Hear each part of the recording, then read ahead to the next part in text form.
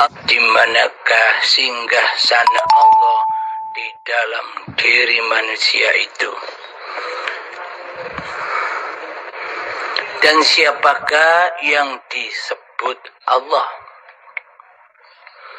A'udzu billahi minasyaitonir rajim. Bismillahirrahmanirrahim. Allahu la ilaha illa huwal hayyul qayyum. Allah, tiada Tuhan yang berhak disembah kecuali Dialah hidup yang kekal, lagi terus-menerus menghidupi seluruh ciptaannya. Jadi singgahsananya Allah yang ada di dalam diri ini adalah hayatullah, uripe Allah. Selagi manusia masih merasa bahwa hidup ini hidupnya manusia, maka di dalam diri ini hanyalah yang ada singgah sananya manusia itu sendiri.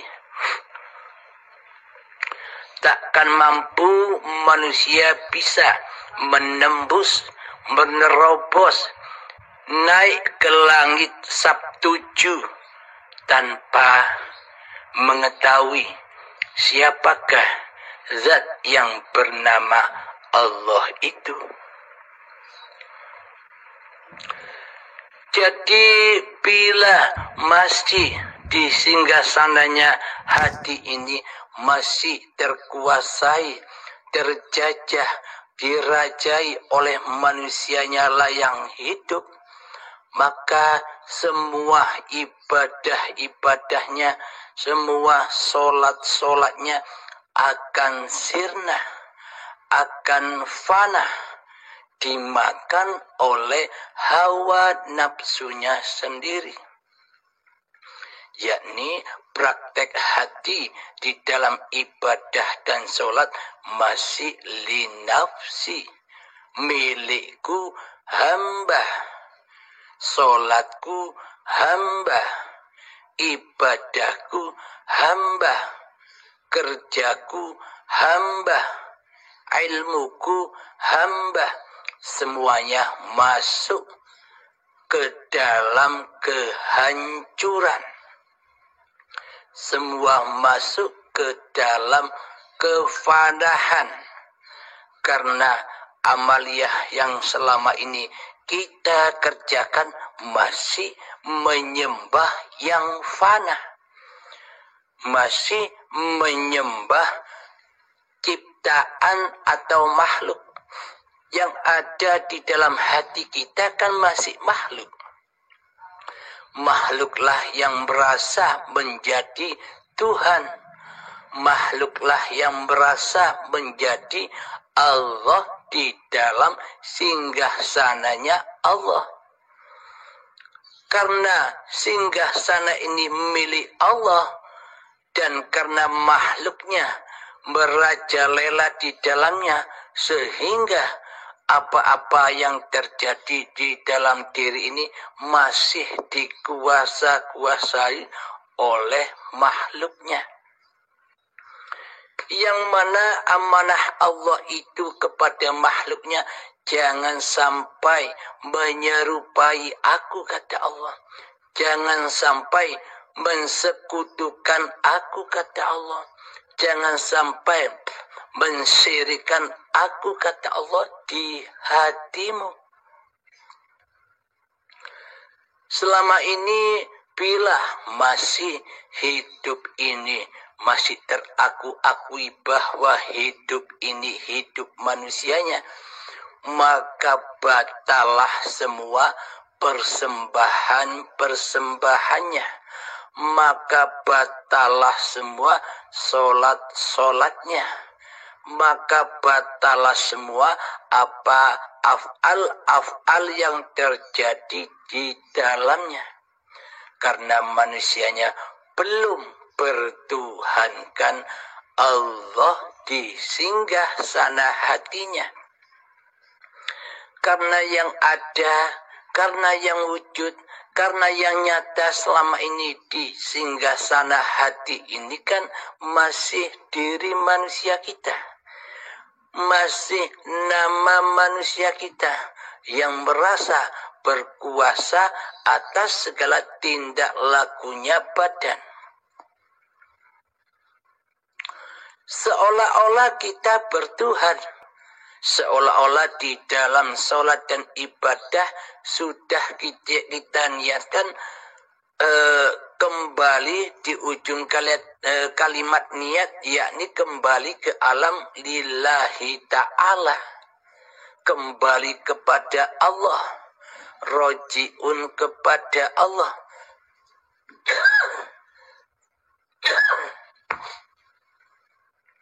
Akan tetapi buktinya, realitanya, aplikasinya selama ini di dalam hati kita bukan lillahi ta'ala, akan tetapi linafsi,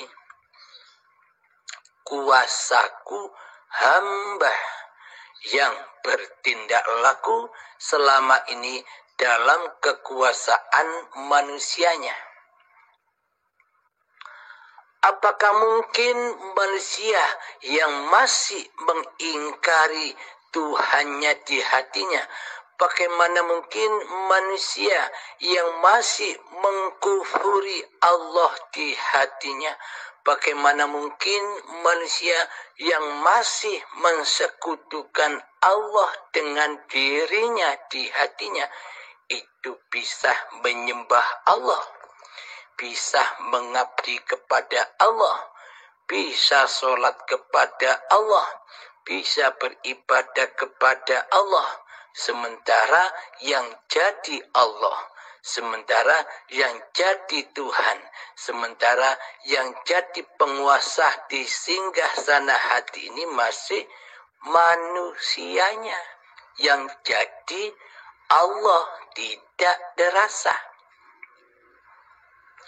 Maka seluruh af'al ibadah dan sholatnya jatuh ke lembah linafsi, yakni pengakuan dirinya lah yang sholat, dirinya lah yang beribadah, dirinya lah yang beraf'al, yang agawe, yang mengerjakan di dalamnya.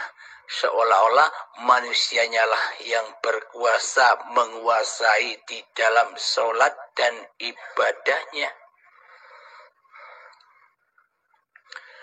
Bagaimanakah cara dan kiat-kiatnya agar hati selalu mengesahkan Allah, agar selalu mentauhidkan Allah di dalam sholat dan ibadah kita? Maka kenalilah dulu siapakah Allah itu, agar kita bisa mengabdi kepadanya, agar kita bisa menyembah kepadanya. Bagaimana mungkin kita bisa menyembah? Bagaimana mungkin kita bisa mengabdi sementara hati kita tidak mengenal Allah, sementara di hati kita, di dalam singgasana hati kita selama ini yang jadi Tuhan adalah diri kita sendiri? Tak bakal mungkin kita bisa menyembah kepada Allah sementara yang ada di dalam hati masih diri manusianya yang mentuhani di dalamnya. Maka dari itu, siapakah Allah itu?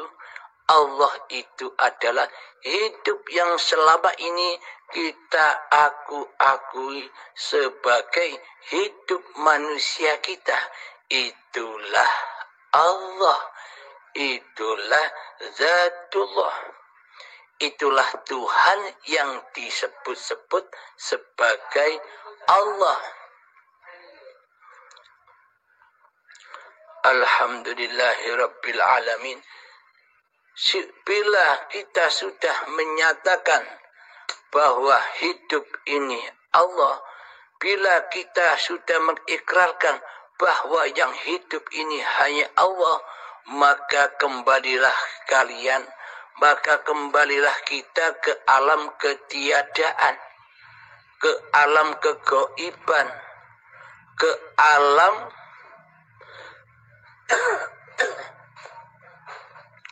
di mana asal usul kefitrahan diri manusia kita, yakni hanya sebagai khalifah, hanya sebagai wakil-wakil Allah di bumi ini, bukan sebagai Tuhan.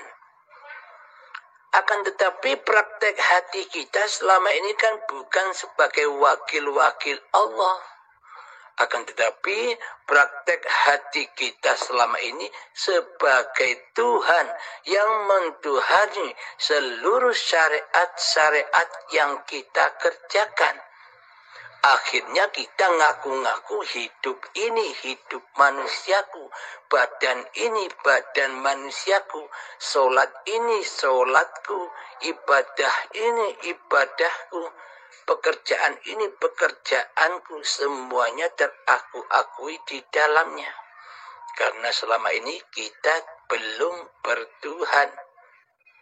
Karena yang menjadi Tuhan selama ini adalah diri kita sendiri di hati kita.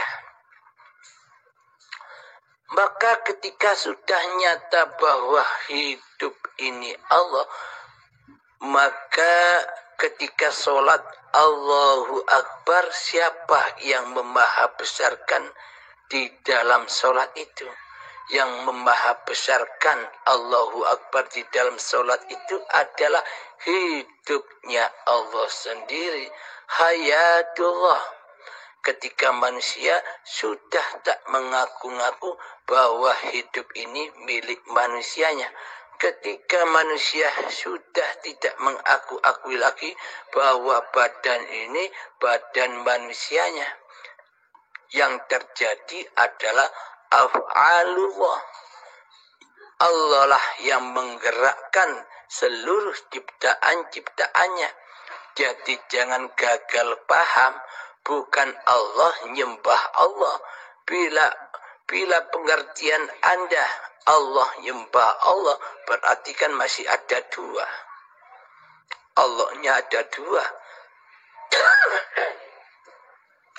Yang dimaksud af'alullah itu adalah tiada af'al yang terjadi atas seluruh makhluknya kecuali af'alullah, yakni Allah lah yang memperjalankan, Allah lah yang menggerakkan, Allah lah yang mengkerentekkan hatinya, Allah lah yang mengkehendakkan daya upaya dan mengikhtiarkan laku-laku apa-apa yang diciptakannya. Wallahu khalaqakum wa ma ta'malun. Allah lah pencipta dirimu dan Allah lah pencipta apa-apa yang kau perbuat. Terus di sini terjadi pertanyaan. Pemahaman kita selama ini, bila terjadi kebaikan di sisi manusia, contoh ketika sholat, ketika beribadah, berbuat baik, kebaikan disandarkan kepada Allah. Sedangkan keburukan, kemaksiatan, kejelekan disandarkan kepada setan ataupun hawa nafsu kita sendiri. Bila itu yang terjadi, maka berarti ada penguasa, ada dua penguasa di dunia ini. Ada kuasanya Allah, ada kuasanya hamba. Apakah ini bisa kita jadikan pedoman? Sedangkan la hayatan illallah, tiada hidup kecuali Allah, sudah jelas dan nyata di dalam ayatnya Allah, khairihi wa syarrihi minallah, baik dan buruk itu dari Allah. Innallaha ala kulli syai'in qadir, sesungguhnya Allah berkuasa atas segala sesuatu. Allah berkuasa di dalam kebaikan dan Allah pula berkuasa di dalam keburukan. Tanpa adanya hidup, maka tak akan ada yang dikatakan kebaikan dan keburukan. Tanpa adanya hidup, maka tak ada yang dikatakan ketaatan dan kemaksiatan. Adanya ketaatan dan kemaksiatan, adanya baik dan buruk, itu semua hanyalah ujian. Posisinya sama, yakni kebaikan ataupun keburukan, ketaatan baik pun kemaksiatan, itu adalah ujian.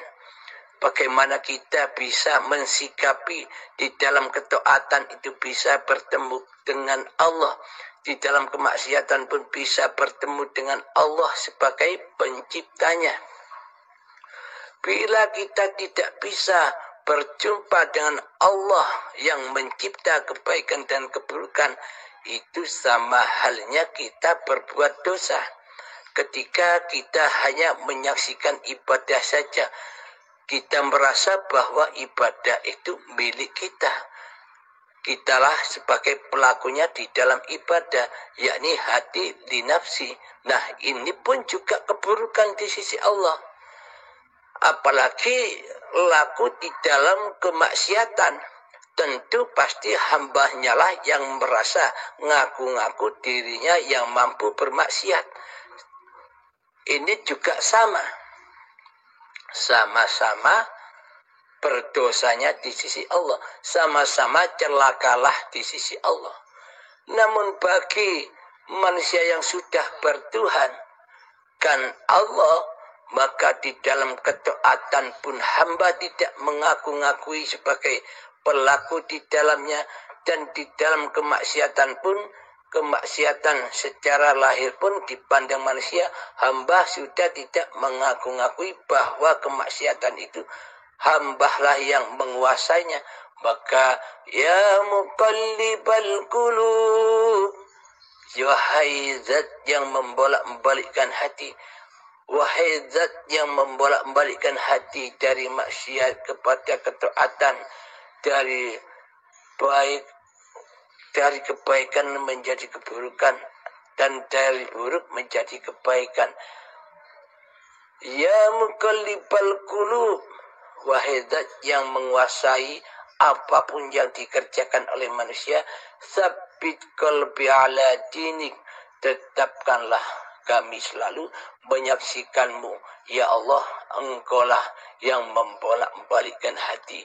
Ingat, lupa, taat, maksiat bukanlah milik manusia, tapi saksikanlah bahwa hiduplah yang memerankan di dalam keduanya. Bagi hidup, bagi Allah sudah tak ada hukum taat dan maksiat. Bagi Allah sudah ada hukum kebaikan dan keburukan, taat dan maksiat, baik dan buruk hanyalah bagi manusia yang masih merasa mentuhani dirinya sendiri, bagi manusia yang masih merasa menjadi Allah. Karena manusia selama ini mengaku-ngaku bahwa dirinya lah yang hidup, dirinya lah yang berkuasa. Akan tetapi sifat-sifat yang diaku-akui milik manusia ini selama ini kan sifatnya Allah, bukan sifatnya manusia. Inilah yang dimaksud manusia merasa menjadi Allah, tapi tidak terasa. Karena manusianya belum mengenal Allah, akhirnya buta mata hatinya. Alhamdulillahirabbil alamin. Semoga kita semua, terutama saya sendiri, selalu dibimbing oleh Allah, selalu disadarkan oleh Allah Subhanahu wa ta'ala bahwa semua yang terjadi adalah af'alullah lillahi ta'ala. Alhamdulillahirabbil alamin. Assalamualaikum warahmatullahi wabarakatuh. Ya Kang Mas, terima kasih sebelumnya atas jawaban Kang Mas. Yang ingin saya jelas Kang Mas, maksud saya pertanyaannya yang keempat adalah siapakah nama Allah yang sebenar-benarnya namanya Kang Mas? Apakah memang ada nama Allah yang sebenar-benarnya itu? Demikian Kang Mas pertanyaan saya. Saya ucapkan terima kasih sebanyak-banyaknya sebelumnya atas jawaban, pencerahan dan perhatian dari Kang Mas. Semoga Allah Subhanahu wa Ta'ala senantiasa melimpahkan rahmat dan ridhanya kepada Kang Mas dan kepada kita semua. Amin ya rabbal alamin. Assalamualaikum warahmatullahi wabarakatuh. Alhamdulillahirabbil alamin. Waalaikumsalam warahmatullahi wabarakatuh. Yang bernama Allah itu kan sudah dijelaskan. Allahu la ilaha illa huwal hayyul qayyum. Dialah hidup yang bernama Allah itu. Logikanya begini. Dengan apa kita mengenal nama Allah? Coba hayati, coba tafakuri. Dengan apa kita mengenal nama Allah? Dengan Allah pula, bukan? Contoh, seumpama di badan ini tidak ada hidup, seumpama kita tidak hidup, apakah kita mengenal nama Allah? Apakah kita mengenal Zatullah? Apakah kita mengenal Asma'ullah? Apakah kita mengenal Af'alullah? Nah, semuanya terpancar di dalam hayatullah itu sendiri. Zatnya ada di dalamnya, asmanya ada di dalamnya, af'alnya ada di dalamnya, zatnya pun ada di dalamnya. Tanpa kita mengenal hidup, tanpa kita ini dihidupkan oleh Allah, apakah ada pembahasan-pembahasan itu? Selamatnya hati dari kehidupan diri manusianya, selamatnya hati dari kuasa diri manusianya,